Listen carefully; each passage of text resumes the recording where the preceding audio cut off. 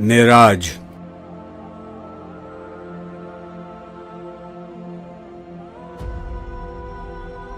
دے ولولہ شوق جسے لذت پرواز کر سکتا ہے وہ ذرہ مہو مہر کو تاراج۔ علامہ اقبال رحمۃ اللہ کے اس شعر میں وہ معراج کے واقعے کی حقیقت کو بیان کرنے کے بجائے یقین کی طاقت اور اس کی اہمیت پر زور دے رہے ہیں۔ ان کے شعر کا مطلب یہ ہے کہ اگر ایک چھوٹا سا ذرہ کھناکی بھی بھیتر اڑنے کا ارادہ کر لے اور اس میں جنون اور شوق ہو تو وہ اتنے بڑے کام کر سکتا ہے کہ وہ سورج اور چاند جیسی بڑی چیزوں کو بھی مات دے سکتا ہے۔ اس شعر سے یہ سندیش ملتا ہے کہ اگر انسان میں یقین ہو اور وہ پوری لگن سے کسی مقصد کے لیے محنت کرے تو وہ بڑے سے بڑے چمتکار بھی کر سکتا ہے۔ یہ اس بات کی طرف بھی اشارہ کرتا ہے کہ معراج کا واقعہ صرف یقین کے دم پر ہی ممکن تھا، اور یہی یقین ہر انسان کے لیے اس کی کامیابی کا ذریعہ ہو سکتا ہے۔ مشکل نہیں یاران چمن معرکہ باز، پرسوز اگر ہو نفس سینہ دراج۔ علامہ اقبال رحمۃ اللہ اس شعر میں یقین اور عشق کی طاقت کو مزید مضبوطی دینے کے لیے ایک مثال پیش کرتے ہیں۔ وہ کہتے ہیں کہ اگر تیتر ایک معمولی پرندہ کا سینہ عشق کی پرسوز حرارت سے بھرا ہو تو وہ باج ایک طاقتور شکاری پرندہ سے بھی مقابلہ کر سکتا ہے۔ یہ مثال اس بات کو اجاگر کرتی ہے کہ عشق اور یقین جیسی بھاونائیں معمولی طاقت والی چیزوں کو بھی اس قابل بنا دیتی ہیں کہ وہ بڑی چنوتیوں کا سامنا کر سکے اور عظیم مقامات حاصل کر سکے۔ یہاں علامہ اقبال یہ سمجھانے کی کوشش کر رہے ہیں کہ عشق اور یقین کی طاقت کسی بھی کمزور یا معمولی شخص کو بلندیوں تک پہنچا سکتی ہے، جیسے تیتر باج کے مقابلے میں کھڑا ہو سکتا ہے۔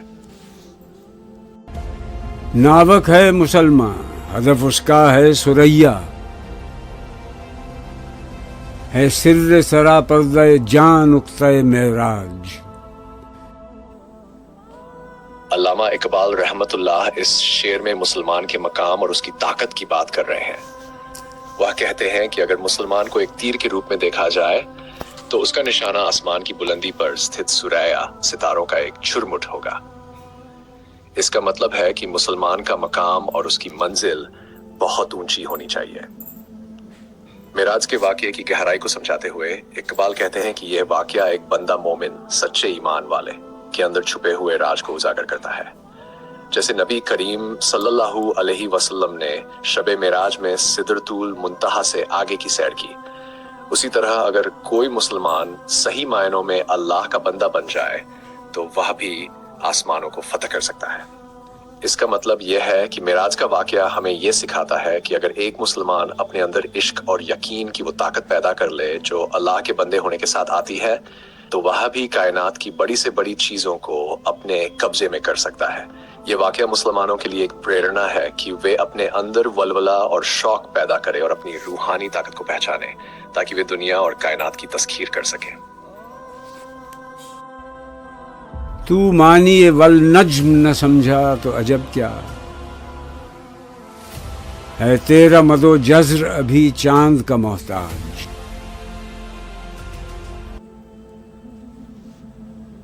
علامہ اقبال اس حصے میں مسلمانوں کو ان کی سب سے بڑی غلطی کا احساس دلا رہے ہیں۔ وہ بتاتے ہیں کہ مسلمانوں نے سورۃ النجم کی آیت کی حقیقت کو سمجھنے میں کوتاہی کی ہے۔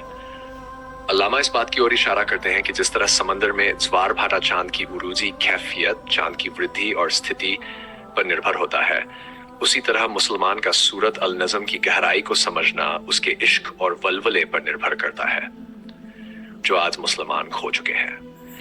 علامہ بتاتے ہیں کہ اگر سورۃ النجم کو ایمان کی آنکھوں سے پڑھا جائے اور عشق کی حقیقت سے سمجھا جائے تو یہ بات ظاہر ہو جاتی ہے کہ نبی کریم صلی اللہ علیہ وسلم جو ایک انسان تھے اور جو ظاہری طور پر انسانی حالات سے تعلق رکھتے تھے وہ کہاں تک پہنچ گئے، ان کا مقام اور ان کی بلندی کتنی بڑی تھی۔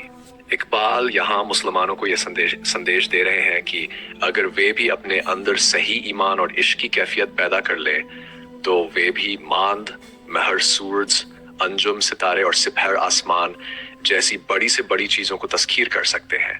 یعنی کہ وہ بھی بڑی سے بڑی کامیابی حاصل کر سکتے ہیں اور کائنات کے رازوں کو سمجھ سکتے ہیں، بشرطے ان کے اندر وہی جنون، وہی عشق اور وہی یقین ہو جو نبی کریم صلی اللہ علیہ وسلم میں تھا۔